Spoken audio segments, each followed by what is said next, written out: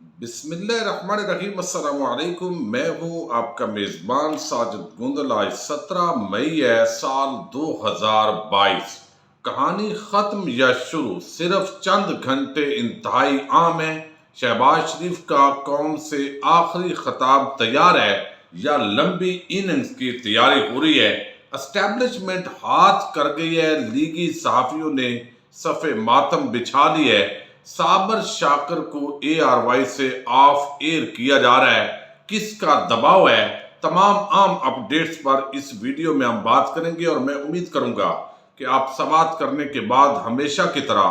اپنے قیمتی feed back سے ضرور آگاہ کریں گے۔ آپ نے دیکھا کہ جب سے یہ امپورٹڈ حکومت آئی ہے، تقریباً 90% ٹی وی چینلز اور 95% جو اینکرز ہیں وہ اس امپورٹڈ حکومت کے ساتھ کھڑے ہیں اور اس کی ناجائز چیزوں کا دفاع کرتے دکھائی دے رہے ہیں۔ چند ایک ایسے صحافی ہیں جن میں صابر شاکر ہیں، جس میں ارشد شریف ہے، عمران خان ہے، صدیق جان ہے اور دیگر مخدوم شہاب ہیں۔ اس طرح کے لوگ جو ہے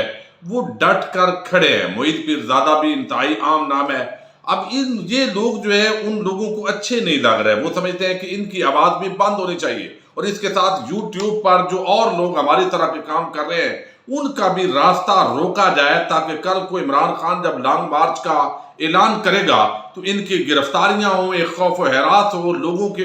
سامنے جو ہے وہ الیکٹرانک میڈیا کو تو کنٹرول کر لیا جائے گا، اصل حقائق سامنے نہیں جائیں گے، لیکن یہ جو سوشل میڈیا پر کام کرنے والے لوگ ہیں ان کو بھی حقائق پہنچانے سے روکا جائے۔ صابر شاکر ہوں یا ارشد شریف اور عمران خان، ان کی گرفتاری، ان کے فون ٹیپ کرنا، ان کو ہراساں کرنا، یہ خبریں کافی عرصے سے گردش کے اندر ہیں، لیکن آج ایک بڑا عام سوال اٹھایا ہے اور بتایا گیا ہے کہ شاید ARY سے زبردستی صابر شاکر کو آف ایئر کرنے کی کوشش ہو رہی ہے، اور اس کے اندر کامیابی بھی دکھائی دے رہی ہے، بڑا پریشر ہے۔ سمیع ابراہیم کہتے ہیں کہ صابر شاکر کہاں ہے؟ صابر شاکر کو آف ایئر کرنے کے لیے دباؤ کہاں کی جمہوریت اور آزادی صحافت ہے۔ ایسے اقدامات نام نہاد جمہوریت پسند حکمرانوں کے منہ پر تماچا ہے۔ تو لازمی بات ہے، یہ بتانا چاہیے صابر شاکر صاحب پچھلے چند دنوں سے یہ بتا بھی رہے ہیں کہ ان کو گرفتار کیا جا سکتا ہے، ان کو کچھ دھمکیاں آ رہی ہیں۔ ارشد شریف نے بھی ایسی بات کی ہے۔ تو یہ جب بھی اس طرح کے فاشسٹ قسم کے لوگ آتے ہیں تو وہ لازمی طور پر اس طرح کے ہتھ کنڈے استعمال کرتے ہیں، اور میں پہلے بھی کہہ چکا ہوں کہ حامد میر سے لے کر جو پورا طبقہ ملامتی ہے، ان کے آپ یوٹیوب پر یا ان کے چینل پر جا کر ویوز چیک کیجئے، چند ہزار لوگ ان کو سنتے ہیں۔ جب دوسری طرف دیکھتے ہیں کہ یہ اینکر عمران خان 1 لاکھ بندہ ایک ویڈیو سن رہے ہیں، ارشد شریف کو لوگ شوق سے سن رہے ہیں، صابر شاکر کو سن رہے ہیں، صدیق جان کو سن رہے ہیں، تو اس طرح کے لوگوں سے پھر جیلسی ہوتی ہے کہ ہم تو اتنے حکومت کی اس یعنی زرداری اور شریف مافیا کی غلامی بھی کی ہے، اتنے ورکر بھی بنے ہیں، اتنے یعنی اس لیول پر گرے ہیں، تو اس کے باوجود لوگ ہمیں نہیں سنتے۔ تو پروفیشنل جیلسی کے اندر آتے ہوئے نجم سیٹھی، محسن بیگ، اس طرح کے جتنے بھی لوگ ہیں وہ رائے دیتے ہیں کہ یہ چند زبانیں بند کیجیے، اور یہ پریشر واضح طور پر دکھائی دے رہا ہے، اور اگر اس طرح کے ہتھ کنڈے استعمال کیے گئے تو ہم اپنی ضرور آواز بلند کرتے رہیں گے۔ دوسری طرف جو ہے اس وقت نون لیگ کے جو صحافی ہیں انہوں نے ایک بڑا شور اور واویلا شروع کیا ہوا ہے، اور وہ کہتے ہیں کہ یہ سارا جو اس وقت پلان ہوا، جس طریقے سے یہ حکومت آئی ہے، یہ احاط ہو گیا۔ ایک تو میں نے آپ کو بتایا کہ وہ چند لوگ تو یہ کہتے ہیں کہ شاید عمران خان کو 2/3 اکثریت دلوانی تھی، اس لیے یہ سارا ڈرامہ بنایا گیا، اور اب عمران خان اتنا پاپولر ہے کہ یہ سارا بھان متی کا کنبہ 16 جماعتیں مل کر بھی اس کا مقابلہ کرنے کی پوزیشن میں نہیں ہے، پھر نہ وہ پیٹرولیم پرائسز میں اضافہ کرنے کی پوزیشن میں، اور نہ ہی حکومت کو چلانے کی پوزیشن کے اندر ہیں۔ اگر ان حالات کے اندر الیکشنز کا اعلان بھی کر دیں تو پھر بھی عمران خان نے جیتنا ہے۔ اگر عمران خان کو جیتنے نہ دیا گیا، اسٹیبلشمنٹ کی معاونت اگر ان کے ساتھ ہوتی ہے تو اس کا مطلب ہے پھر عمران خان احتجاج کرے گا، تو یہ سلسلہ تو زیادہ دیر نہیں چل سکتا۔ عوام اس وقت فری اینڈ فیئر الیکشن چاہتی ہے۔ اب میں آپ کے سامنے رکھتا ہوں چند ایک نام، ان کی رائے، تاکہ آپ کو اندازہ ہو کہ اس وقت اصل میں شہر اقتدار کے اندر ہلچل کیا ہے، اور یہ پوری امپورٹڈ حکومت کس طرح پھنس چکی ہے۔ نجم سیٹھی، آپ کو علم ہے ان کے اندر آج کل نواز شریف کی روح آئی ہوئی ہے، چونکہ یہ تازہ ترین ملاقات کر کے آئے ہیں، اور چند جو جن پر اعتماد کرتے ہیں نواز شریف، ان میں سے یہ ہیں۔ حالانکہ ایک زمانے میں ان کی نواز شریف نے خود چھتر پریڈ کروائی تھی، لیکن جو چھتر پریڈ کے بعد دوستی بنتی ہے، ہمارا ایک دوست کہتا ہے وہ پکی دوستی ہوتی ہے۔ تو اب یہ پکی دوستی بن گئی ہے، اور یہاں پر ہم دیکھ رہے ہیں کہ نجم سیٹھی بتا رہے ہیں کہ آپ عمران خان کے خلاف جو بھی پلان اور کاؤنٹر پلان کرتے ہیں وہ سب عمران خان تک براہ راست پہنچ جاتا ہے۔ یہ وہ کہتے ہیں نجم سیٹھی اب فرسٹریشن کا شکار ہو چکے ہیں اور فوج سے بھی عمران خان کے خلاف کارروائی کا مطالبہ کرتے دکھائی دے رہے ہیں۔ دوسری طرف انہوں نے بتایا کہ اس وقت اسٹیبلشمنٹ کے حلقے چاہتے ہیں کہ جلدی الیکشن ہو تاکہ مزید جو یہاں پر بغاوت ہے اس کے آثار پاکستان میں نہ بڑھے، کیونکہ عمران خان کے ساتھ ایک بڑی تعداد عوام کی کھڑی ہو گئی ہے۔ تو اب اس نے کہا دیکھیے اب دوبارہ حامد میرو اور نجم سیٹھیوں یہ طبقہ دوبارہ اسٹیبلشمنٹ پر تنقید کرنا شروع ہو گیا ہے۔ چند دن پہلے جو نیوٹرل کا نعرہ لگا کر ان کی پسندیدہ جب بھانمتی کا کنبہ اقتدار کے اندر آیا تو یہ ڈانس کر رہے تھے، خوشی سے جھوم رہے تھے، ہمیں پوری قوم کو بتا رہے تھے کہ جناب ادارے نیوٹرل ہو گئے۔ اور اب ادارے اگر نیوٹرل ہو جاتے ہیں اور الیکشن کی طرف بڑھتے ہیں پوری قوم، تو پھر یہ اس پر تنقید کرتے دکھائی دیتے ہیں۔ اب یہاں پر بڑی عام بات کی ہے جو انصار عباسی ہیں۔ انصار عباسی کہتے ہیں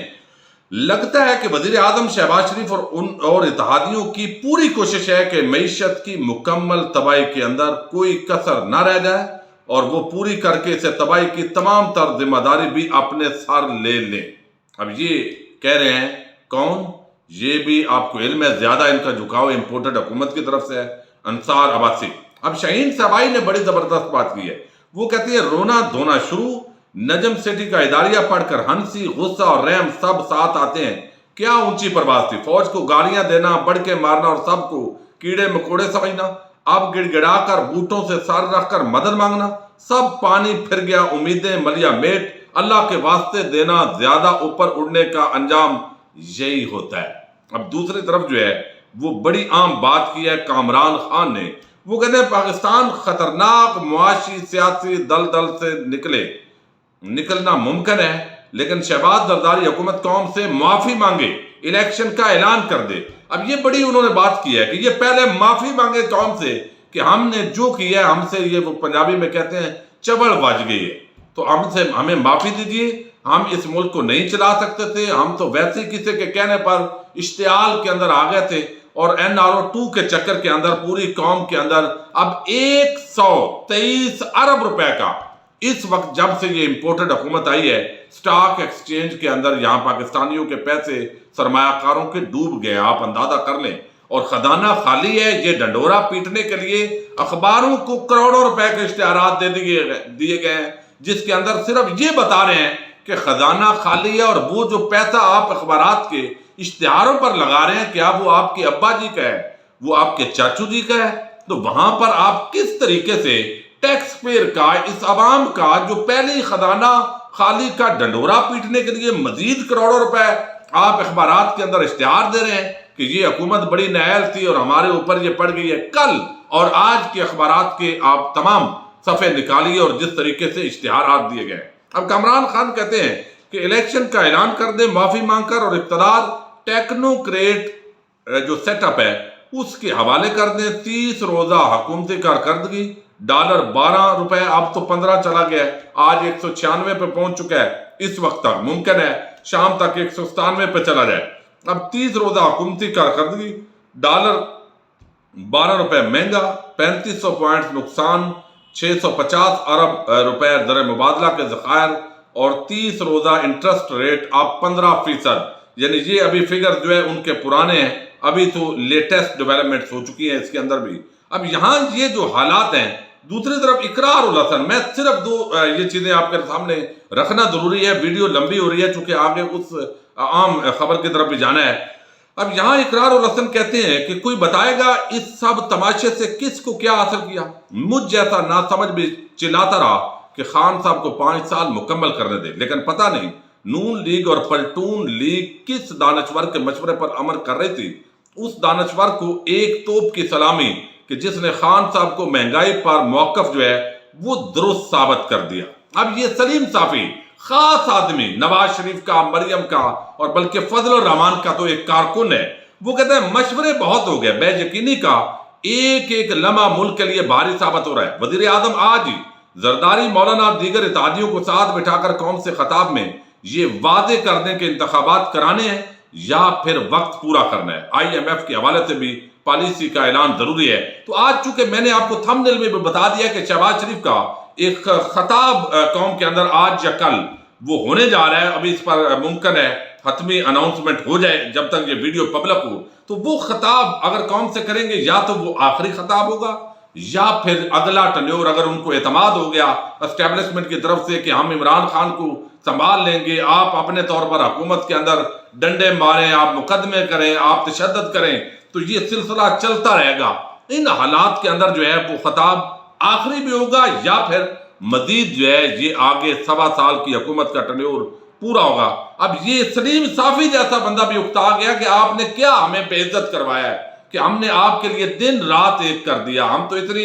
ماں باپ کی کبھی تابع داری نہیں کی جتنی آپ کی ہے، لیکن اس کے باوجود اگر آپ مایوس کر رہے ہیں تو ہم اب کیا لوگوں کو بتائیں گے۔ حامد میر، اب یہ خاص جو ہے زرداری کا آدمی کہا جاتا ہے صحافت کے اندر، وہ بھی کہتا ہے کہ پچھلی حکومت بھی یہی شور ڈالتی تھی، یہ جو اشتہارات ڈالے گئے ہیں